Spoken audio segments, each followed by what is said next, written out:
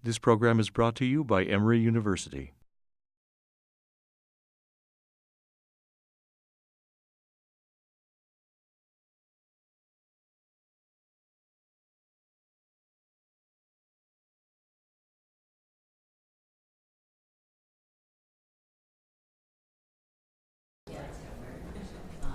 Good morning. We'd like to begin.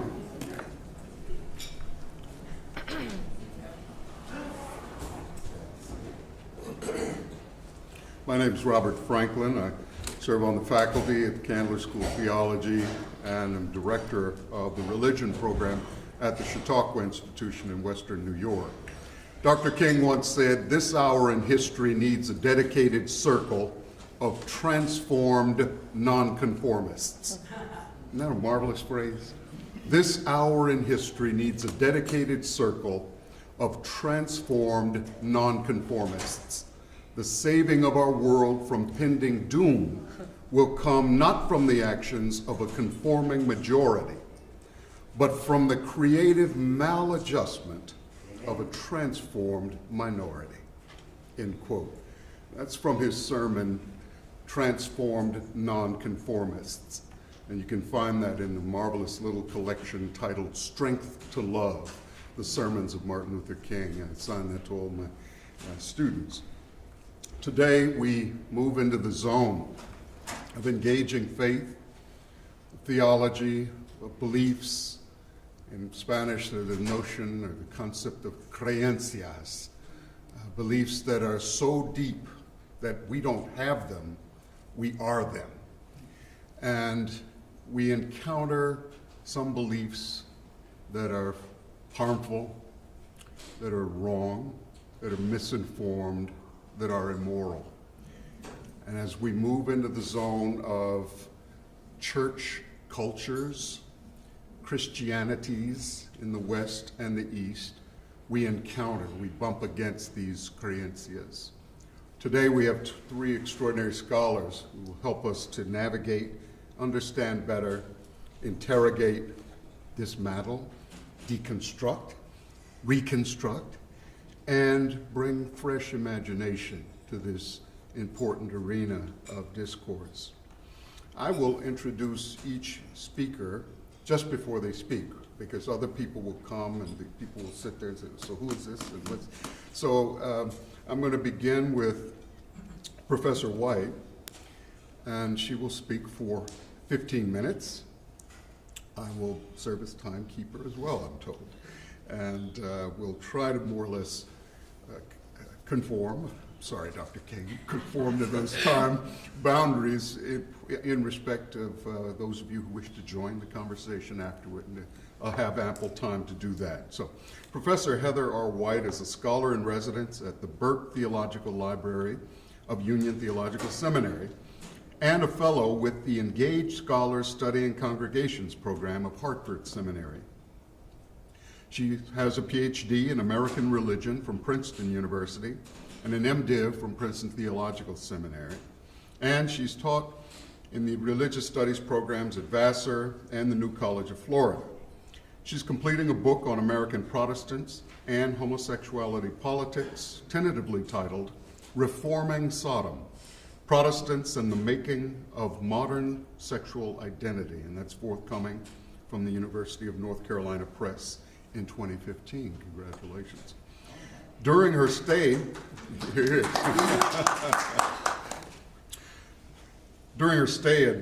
at Burke Library, she's working on a new project which investigates the relationships between liberal churches in New York and radical political movements of the 1960s and 70s, with a focus on the Church of the Holy Apostles, the Episcopal congregation, which was an informal hub for gay and lesbian organizing in New York in the immediate wake of the Stonewall riots.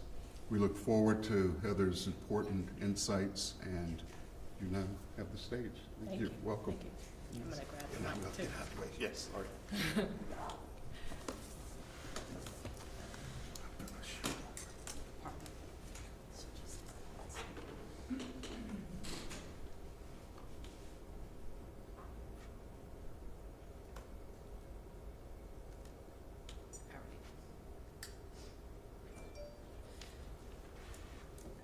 refer to this in a moment.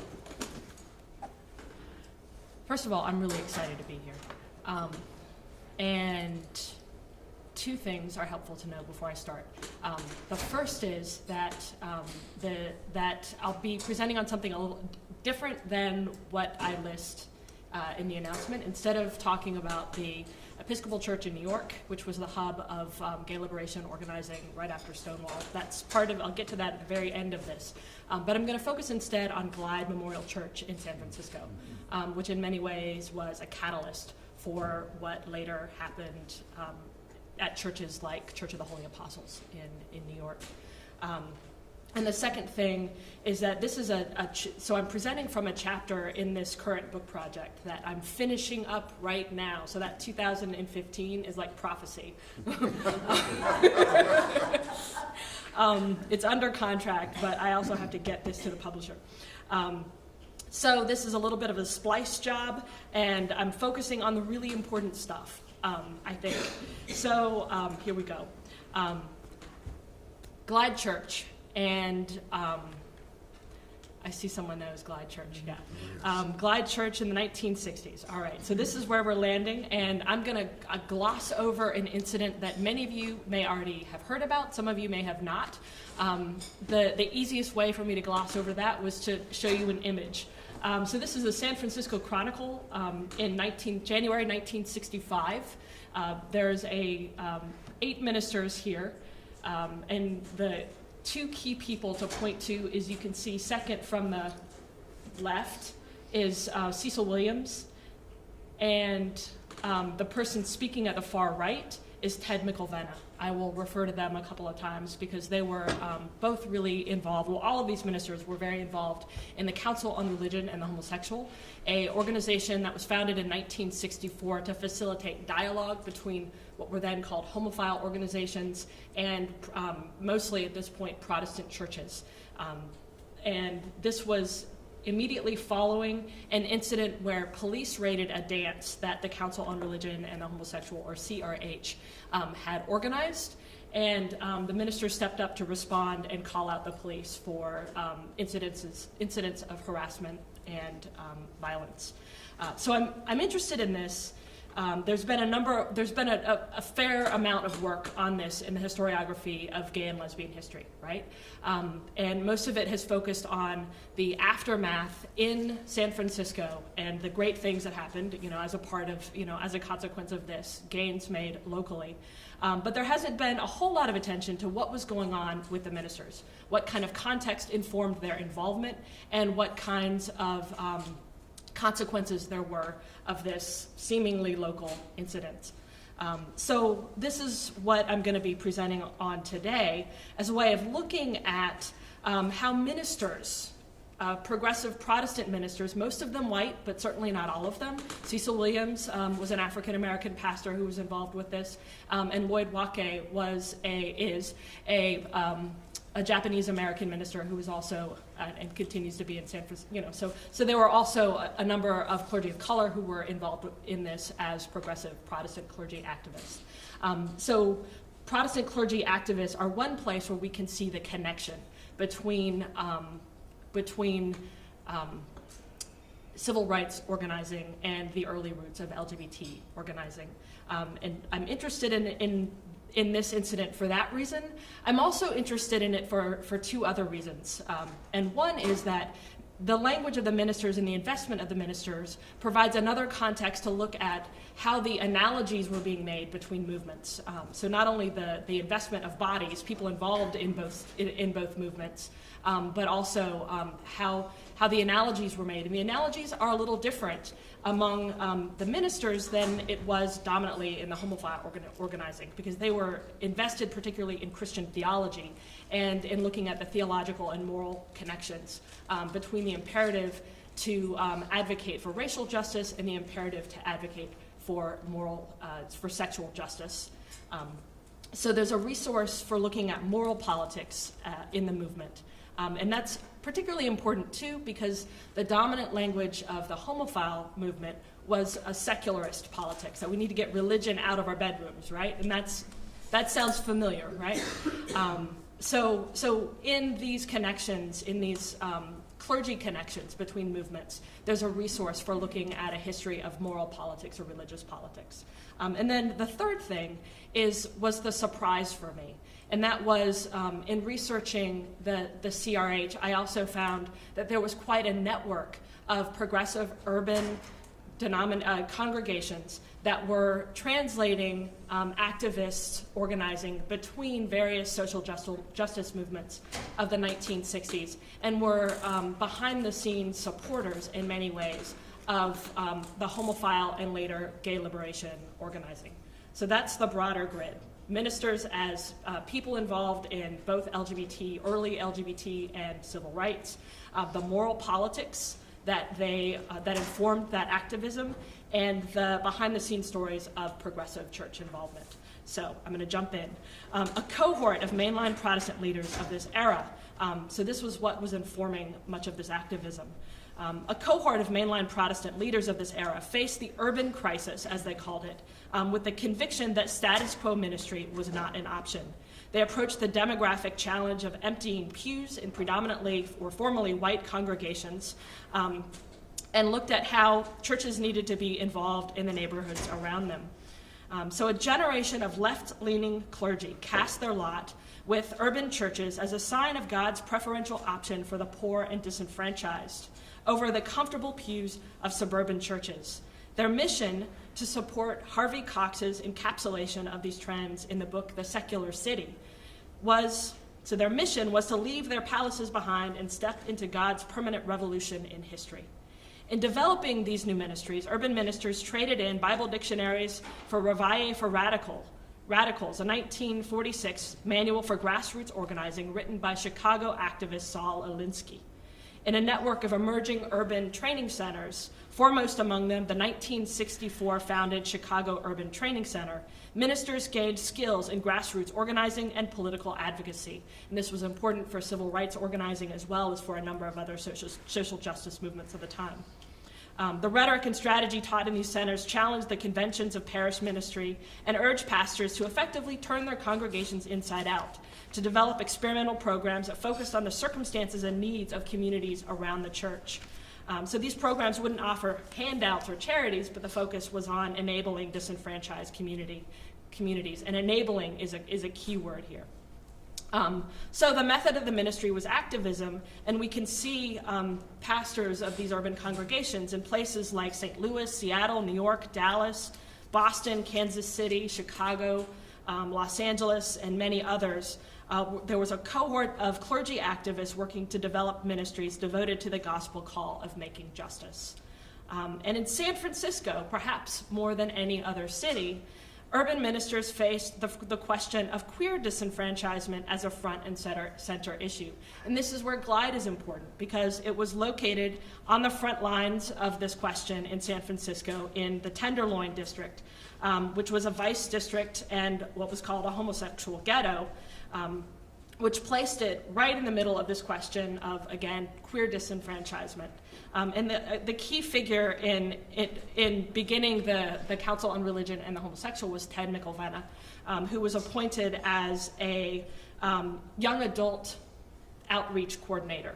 And the point of the young adult ministry was not just to form a youth ministry, but to do outreach with the communities around the congregation. McElvenna was involved in forming the CRH.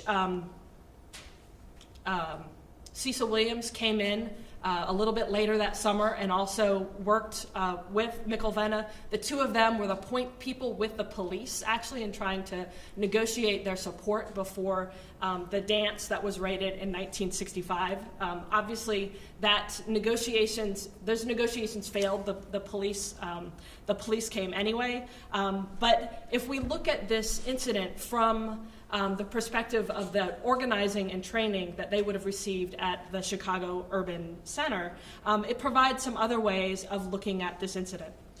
So the police raid on California Hall, in some ways, was a textbook model for the strategies for community organizing and social change outlined in Alinsky's work. In fact, it was so textbook that it seems entirely possible that the confrontation with the police followed on Alinsky's model for deliberately provoking conflict. Michelvena, in interviews decades later after the event, repeatedly claimed that the organizers had set up this conflict with the police. He says that they planned it in advance so that both ministers and their wives would be present, stationed the lawyers as ticket takers, who were the ones who were arrested. And Michelvena also claims, I have no other source on this, that they even put a little rouge on the cheeks of the lawyers so that the police would be more likely to arrest them. Perhaps. So historians have commented extensively on the moral authority granted by the CRH's clergy allies. They rightly know that they gave moral privilege to disenfranchised communities, but the support of these ministers really went beyond symbolic moral cover. Their role, in their own terms, was to serve as enablers, a word that aptly encompassed a broader philosophy and practice of channeling resources for community-based social justice work. And here, the role of Cecil Williams is really critical. He brought into San Francisco organizing and activism from civil rights involvement in Kansas City. And he took a lead role in forming Citizen Alert, a call-in center that responded to complaints of police abuse, modeled again on a program that he had organized in Kansas City. Because of his leadership, the San Francisco Initiative also recruited support from pastors of black churches in the area. And then ministers involved with Glide Urban Center also were influential in supporting activist work that had been marginalized from homophile organizations, which were largely white, middle class, and gender normative, right? So Susan Stryker's work, she's a historian who works on transgender history, highlights the significant role of Glide clergy in supporting the organizing and activist work of gay hustlers, transgender women, and queer youth in San Francisco. Glide was a meeting place for Vanguard, a support group for street youth that included gay hustlers and transgender youth. It also Glide hosted the Meetings of Conversion Our Goal, a transsexual support group that started in 1967. I mean, so Glide was a hub of intersectional organizing before Stonewall, and doing work in in the community right around the church that made it important not only locally, but also was influential in enabling an emerging national network of church-based organizing. And here, too, I'm going to skip ahead. So in the archive, looking at letters to the San Francisco CRH tells of consultations and councils organized in Denver, Chicago, Dallas, Kansas City, Boston, Honolulu, and Ottawa, Canada.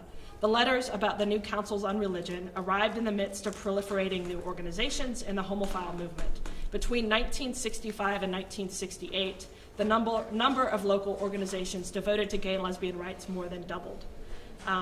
And there are similar accounts of the gay and lesbian groups formed with the support of urban ministers in nearly a dozen other small cities. In Dallas, in Seattle, and I could actually, a Methodist minister named Doug McLean was important in Dallas, connected again to the young adult program. In Seattle, a Japanese-American UCC minister named Mineo Katagari was also active in urban street ministry, and he was helpful in starting Seattle's first homophile organization named the Dorian Society. And I could actually go on and list a number of other similar sites where urban ministers provided instrumental support for homophile organizing. As they spoke of the role that they played, it was much more than a religious front for a secular movement. The ministers involved in these localities saw this work as central to the mission of their churches. And there's no better person to cite here than Cecil Williams, who, from his role as newly appointed senior pastor of Glide Church, delivered a sermon in 1968 that spoke of the church's unique word on homosexuality. He encouraged congregants to share that gospel. I quote, "We will be silent no longer. We know that homosexuals are not sick, criminal, or sinful. We must give the word to the professional community. The church must take the lead in showing a way to understand the homophile world." The stories of these church hubs for homophile organizing has been told before, but they've been mentioned up to this point as idiosyncrasies of local history.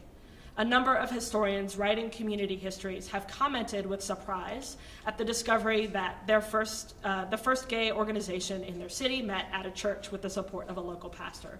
And James Sears, in an article on the gay man who started up the Chicago Mattachine Society in 1965, notes in passing that a minister agreed to host the meetings in his Park Ridge Church and also helped to produce a monthly newsletter. Such an arrangement, Sears surmises, was a rarity in the pre-Stonewall era. As it turns out, however, the instances of clergy support were not local anomalies, but part of a larger pattern of church-based support being cultivated and channeled through the activist connections of Protestant clergy activists. So the surprising and largely untold story of the Council on Religion and the Homosexual in San Francisco is the national movement it did catalyze, a movement, however small, that took place in church basements and community centers with urban ministers as behind-the-scene enablers. Thank you.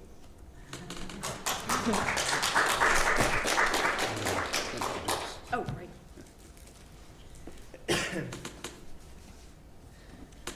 Thank you, Professor White. Our next speaker is Ian Darnell. He's a PhD student in the Department of History at the University of Illinois at Chicago. His research interests include the history of sexuality, urban history, and labor history. Currently, he's working on a dissertation that explores the social and political history of inner-city St. Louis, Missouri, during the decades of post-World War II white flight and urban decline. He serves as an editorial coordinator for Labor, Studies in Working Class History of the Americas, the quarterly journal of the Labor and Working Class History Association. He's also a founding member and regular contributor to the St. Louis Lesbian, Gay, Bisexual, and Transgender History Project, a non-academic public history initiative affiliated with the LGBT Community Center of Metropolitan St. Louis.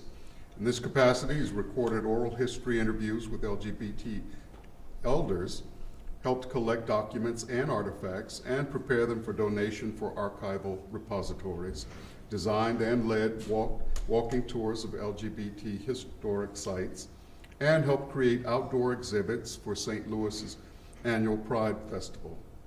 He's also served as a consultant on LGBT history for the Missouri History Museum. Ian, welcome. Hey, good morning, everybody. As it turns out, I'm kind of telling the story of one of the churches out there in America that Heather just alluded to. And it happens to be in St. Louis, so here goes. In the parish hall of Trinity Episcopal Church in St. Louis, Missouri, there is a prominent mural painted in 1984 by parishioner Emily Ann Kramer. Titled Loaves and Fishes, it is a reimagining of the gospel story of Jesus' feeding of the multitude. While in scripture the miracle takes place in an out-of-the-way corner of ancient Palestine, in the mural the meal takes the form of a picnic barbecue in a verdant park. Amid flowers and shade trees, a large assemblage of people in modern dress relaxes and eats in an air of contentment and fellowship. In one corner of the painting, Jesus himself preaches to an attentive group sitting around him on quilts on the soft grass. The artist based the features of many of the people in the mural on those of her fellow parishioners at Trinity. Members of the church could see themselves reflected in the image. Strikingly, some of the people in the painting are black and some are white, and they mix freely and casually. And there's another dimension to the range of people depicted in this scene, along with heterosexual pairs or what might be interpreted as same-sex couples. Kramer's mural communicates what Trinity's congregants aspired to be, and what to a great extent they were: an inclusive Christian community, one that encompassed differences of race and sexuality. Beginning in the 1960s, this liberal Protestant congregation in inner-city St. Louis became both racially mixed and welcoming to gay men and lesbians. Moreover, it served as a vital hub of organizing for both African American and lesbian and gay community activists. In this paper, I will reconstruct and analyze some of Trinity's history, focusing especially on the life of Father William D. Chapman, a priest there for almost a quarter of a century between 1969 and 1993. A white man, and by all accounts heterosexual, Chapman, who died in 1998, was a dedicated religious ally of both the Black freedom struggle and of the lesbian and gay movement.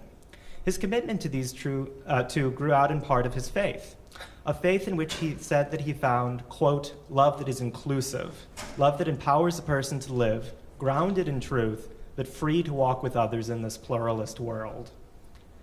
Later, I want to reflect a little on what Trinity and Chapman might tell us about the connections among the histories of the Black freedom struggle, the lesbian and gay movement, and liberal Protestantism.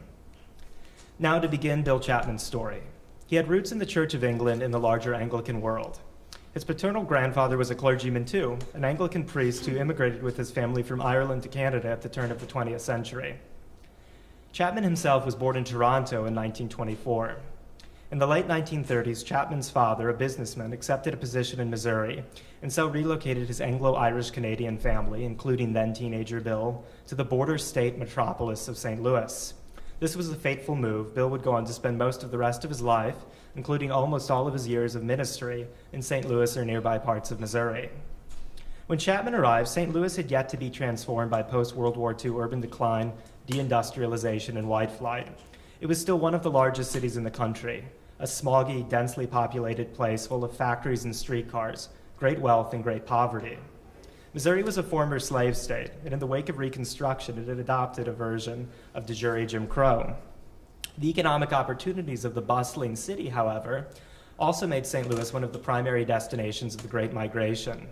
In the early decades of the 20th century, blacks from the rural South poured into St. Louis by the tens of thousands, and by 1940, more than 100,000 lived in the city.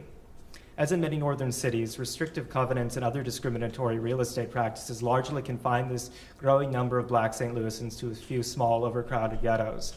While these were vibrant centers of community life and an oppositional political culture, they also made clear their residents' marginalization and disempowerment. This was the St. Louis that Bill Chapman, a thoughtful, somewhat bookish adolescent, discovered on his arrival and took in with the eyes of a foreign-born outsider.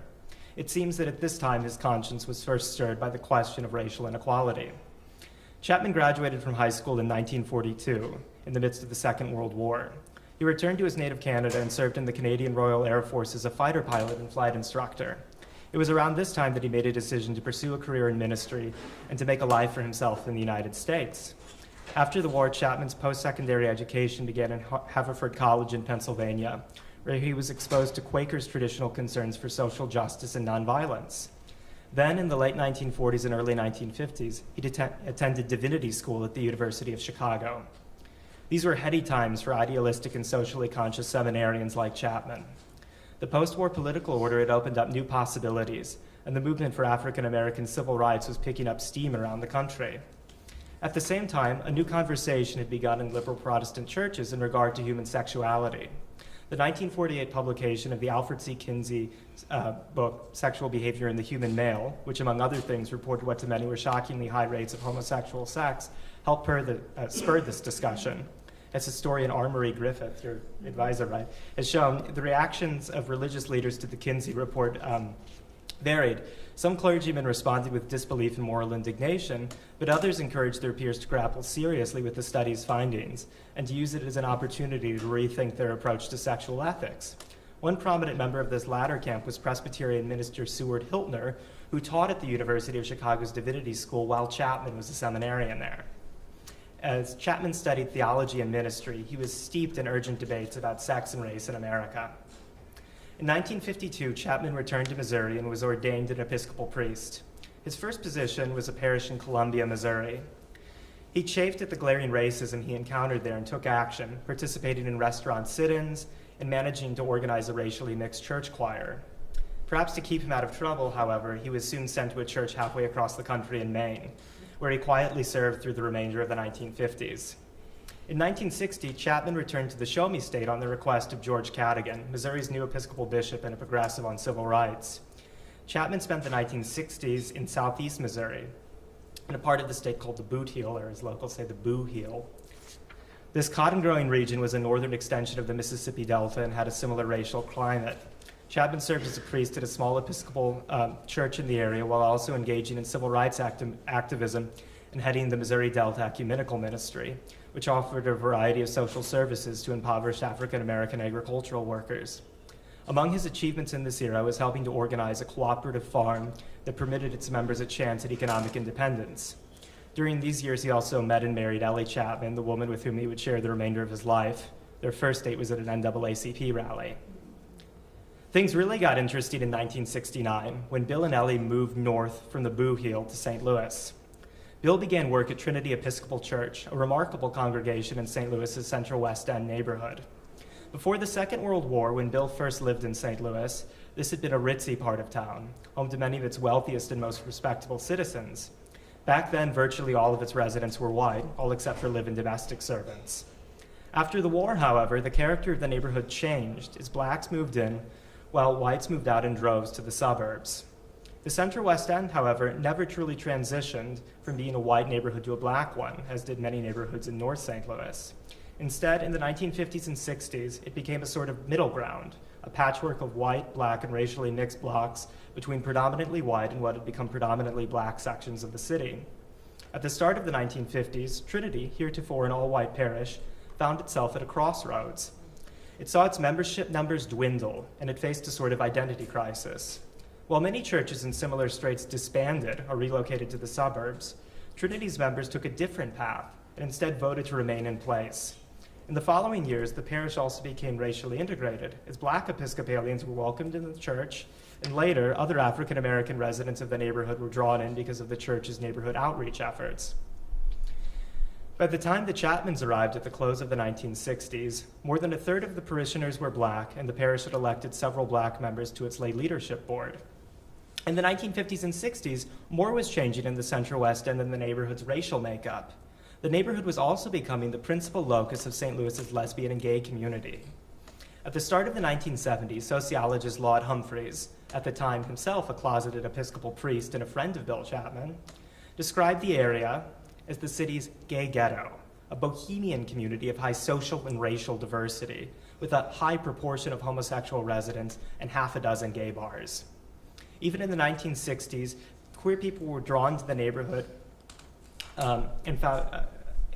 came to Trinity and found its leadership far more welcoming than other churches. By 1969, on the eve of the Chapman's arrival, the Mandrake Society, St. Louis's first lesbian and gay political organization, whose explicit aim was to, quote, equalize the status and position of the homosexual with the status and position of the heterosexual, held meetings in Trinity's parish hall. In this environment, Bill Chapman flourished as a priest and as a sort of community organizer. Through most of the 1970s, he served as part of a three-person team ministry, along with Father Richard Tombaugh, a white academic with ties to nearby Washington University, and Father John Mason, a black pastoral counselor. Under their watch, Trinity attracted growing numbers of gay men and lesbians. In the early 1970s, the church purchased ad space in the newsletter of the Mandrake Society, which was distributed in bars and other gay gathering places around St. Louis.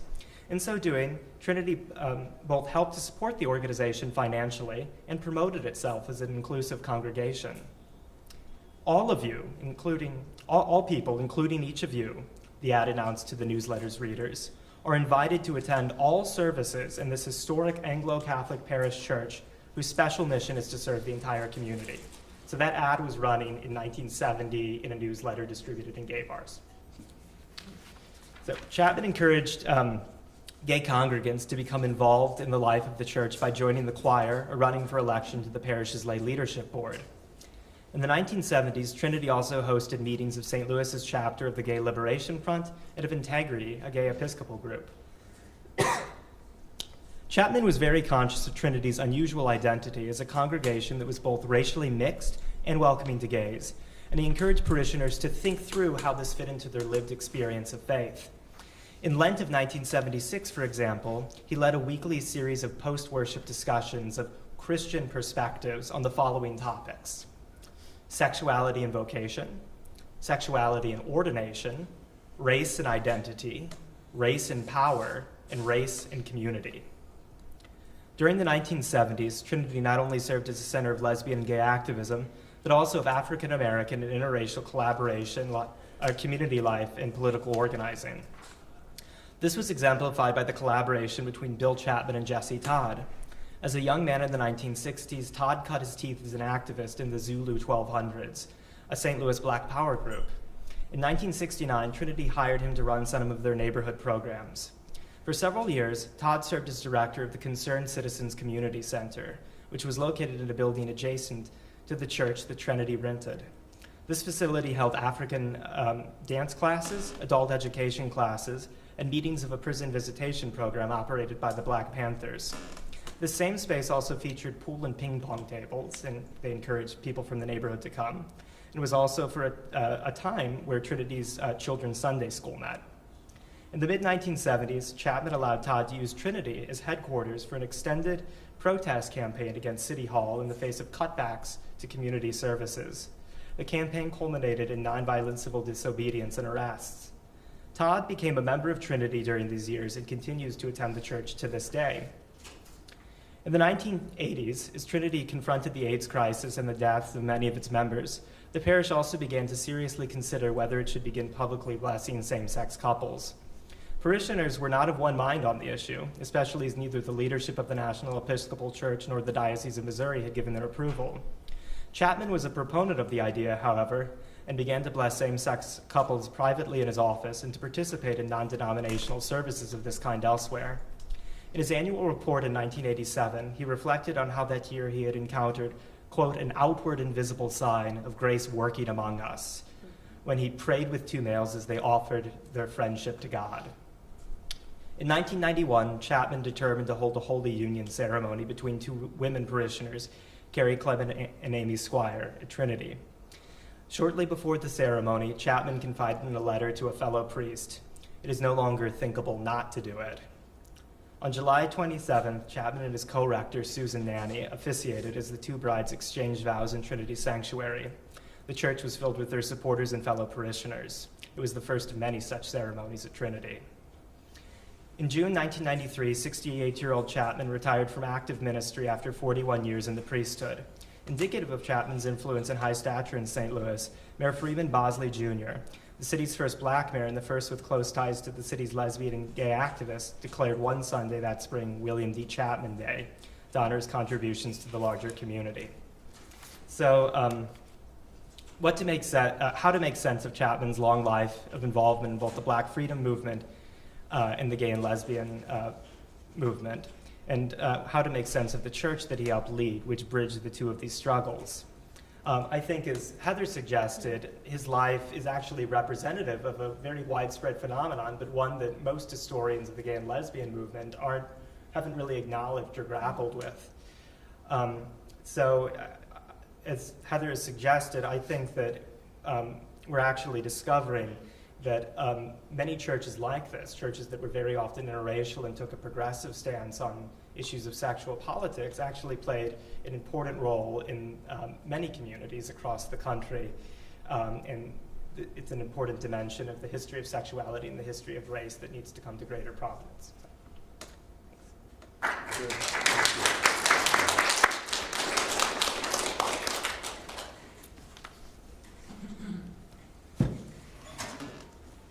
Thank you, Ian.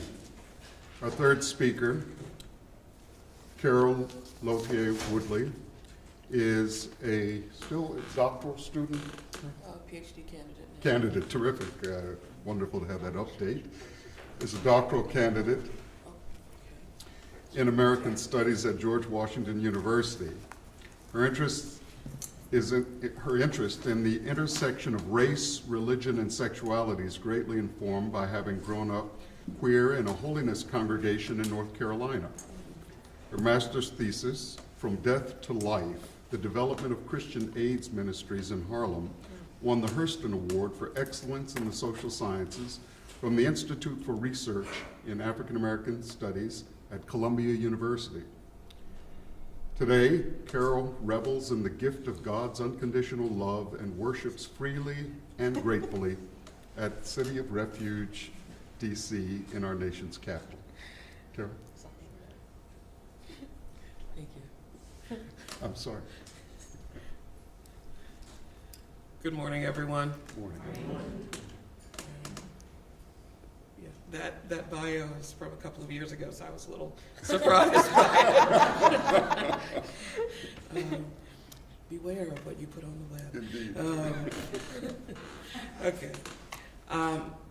So I'm just going to start here, and I'll begin by saying that this is part of a chapter in my dissertation. So It's an introduction to some of the individuals that are key characters in the cultural history that I'm writing. In October of 1979, Reverend Troy Perry and over 70 other gays and lesbians boarded an Amtrak passenger train in Oakland, California to attend the first March on Washington for gay and lesbian rights. Reverend Perry encouraged the small crowds of supporters that met the train at each stop between California and Washington, D.C., to understand that they were affirmed and loved by God. But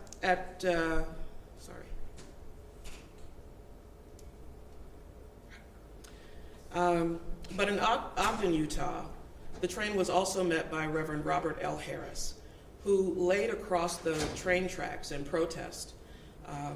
Reverend Perry was a fiery young preacher, white preacher, who founded the first major gay-affirming Christian denomination in 1968, the Universal Fellowship of Metropolitan Community Churches, more commonly known as MCC. Reverend Robert L. Harris was the fiery young black preacher who had made history just 2 years before when he became the first African-American elected to political office in the state of Utah. Whereas Perry preached that the days of quietly accepting second-class citizenship were over for LGBT Americans, Harris had come to proclaim an altogether different message. Quote, "Homosexuals, you are devils. You are not welcome here," end quote. When Harris attempted to use the Bible to justify his claims, Perry not only demonstrated superior knowledge of the so-called clobber text, he also stunned Harris by asking, quote, "What about all the time you were told as blacks that you had no rights?" End quote. The exchange between the preachers revealed not only the relationship between religious identity and rights of citizenship in late 20th century American culture, but deep national anxiety over the changing meanings of black, queer, and Christian identity in the decade following the Black Civil Rights Movement. Just 2 years later, black gay-affirming Christians like Reverend Renee McCoy would lament, quote, "Unwilling to separate our lifestyles as lesbians and gay men from our experiences as blacks in America, we are left to bring about our own liberation without the support and expertise of the larger black community and without the strength and guidance of the church," end quote.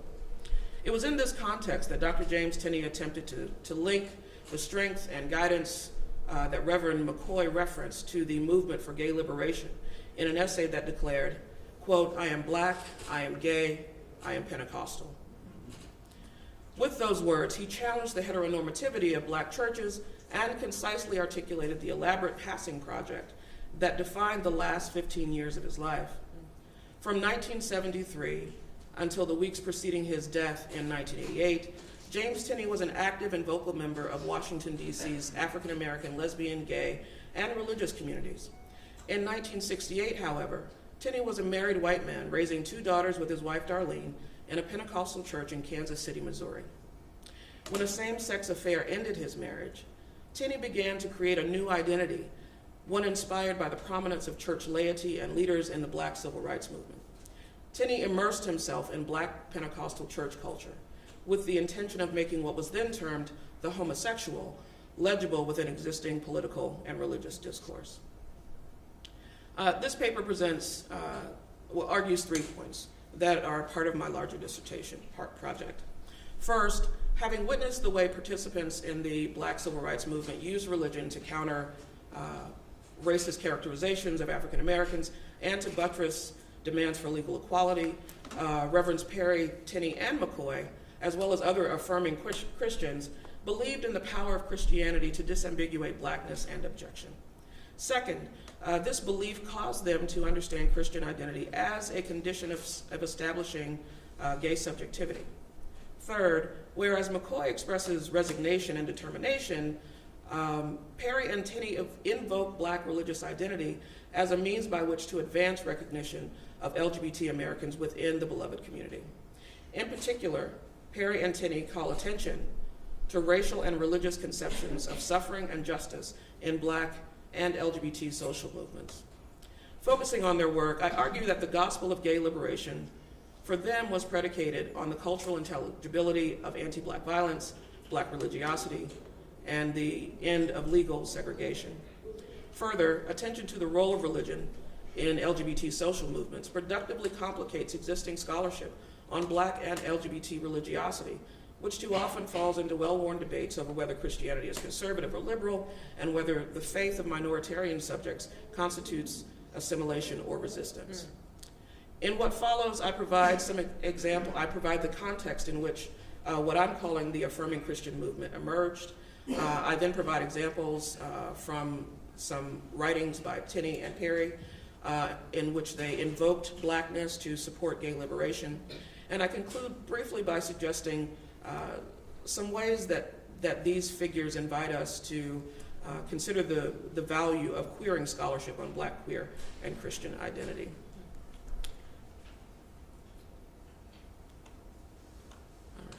As Pentecostals, Perry and Tinney interpreted the events of the late 1960s through the lens of their faith traditions. In 1968, a year before Stonewall, Perry had founded UFMCC. The U.S. had escalated military action in Vietnam. Americans witnessed Dr. King's campaign against economic and health disparity, his assassination, and the resulting chaos as cities like Chicago, Los Angeles, and Washington, D.C. burned. Indeed, Tinney had also witnessed the 1968 riots in Kansas City, Missouri, when police attacked and killed 5 African Americans. Also that year, anti-war protesters were brutalized by Berkeley police. American gold and bronze medalists Tommy Smith and John Carlos raised their fists in a Black Power salute during the Olympics. The United States boasted a manned mission to the moon, and in December of that year, American astronauts asserted the universal truth of Christianity by reading the creation story from the book of Genesis from space. In October of that year, Troy founded UFMCC, the first gay-affirming Christian denomination. But it was also a year that saw the emergence of gay clergy and caucuses within traditional denominations. Dignity, a national gay-affirming Roman Catholic organization, was established in '69. Reverend James Glyer, a father of 6, divorced his wife in 1971 and came out in '73. He left the Presbyterian Church, where he'd been a minister for 25 years. Reverend Declan Daly, a priest in Washington, D.C., of Dignity, which met at George Washington University, asserted that the church, quote, "the church is faced with the fact that gay people are in it from the bishops on down, whether they practice sex or not," end quote. Similar struggles or debates were occurring among Unitarian Universalists, as well as the United Church of Christ and the United Methodist Church. From Nancy Ammerman to John Shields, scholars of late 20th century American religious culture have produced important scholarship on the rise of faith-based activism, now most commonly associated with what we call the religious right. But Tinney, Perry, and the Universal Fellowship of Metropolitan Community Churches, as well as gay-affirming Christian groups within major denominations, indicate that such activism also occurred on the political left. Importantly, the emergence of these groups reflected not only the importance of faith to segments of the lesbian and gay population, but recognized that religion helped African Americans and their allies combat racist constructions of Blackness, but perhaps most prominently, the post-civil rights political iconicity of Dr. Martin Luther King Jr. inspired affirming Christians to fight faith-based homophobia, as Dr. King had fought faith-based activism. So in his 1972 autobiography, The Lord is My Shepherd and He Knows I'm Gay, Reverend Perry shared an open letter he had written to non-affirming churches, accusing them of apathy throughout the history of anti-gay oppression. And he says, quote, "Your heart cried out when after almost 400 years, you saw water hoses and cattle prongs and dogs used on Black men, women, and children. But what of homosexuals? Did you weep when one was beaten to death by the police in Los Angeles?" End quote. Now here, Perry issues a direct challenge to white congregations that had supported African American civil rights, asking why homosexuals had not received the level of compassion and concern as other minorities. And then he works to historicize anti-gay oppression. He says, quote, "For 2,000 years I have watched you destroy my brothers and sisters, They were stoned, they were cast asunder, were tempted, were slain with the sword. You have watched as we were placed on the rack, thrown to the flames, banished from the midst of society, and you have never said a word. Now note that Perry contrasts 400 years of anti-black racism with 2,000 years of anti-gay oppression. And I think this comparison reveals the cultural logic of the post-civil rights era, such that Perry and Tenney use the iconicity of racial inequality to render LGBT suffering intelligible. As an academic, journalist, and person of faith, James Tenney was critical of white men who wrote about black life, quote, rather than live it, end quote. Indeed, his passing project was inspired by similar projects by John Howard Griffin, who wrote Black Like Me in 1961, as well as Grace Housel, who wrote Soul Sister in 1969. Housel and Griffin were two white Americans who took drugs to darken their skin and conducted these passing projects, 6 weeks for Griffin and 6 months for Grace Housel. And I believe that Tenney used those as examples to not only, to craft a black identity in order to establish a moral position, one that exposed the reality of anti-black terrorism, even as it positioned him and Housel and Griffin as exceptional. Ultimately, he preached a gospel of gay liberation predicated on the intelligibility of anti-black violence and the long civil rights struggle. Because I'm running out of time, I'm going to skip ahead and just close by saying that I think the importance of these figures to existing scholarship is that they evidence a utopian wish for Christian community to trump not only what Halberstam described as bourgeois temporal frames of reproduction and family, but also to participate in what James Finley described as the kairos, or the special moment, historical moment of heightened expectation, in which God moved to bring about unusual events of great importance, a moment that the Black Civil Rights Movement represents to many. And I'll stop there. Thank you.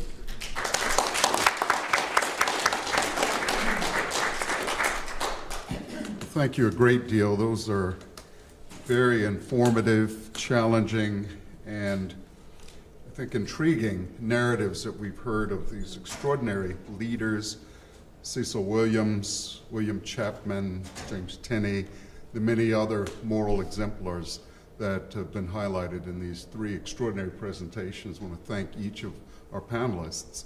And I would love to jump in and engage, but I'm going to pause a moment and simply open the floor now for those who may wish to pose questions.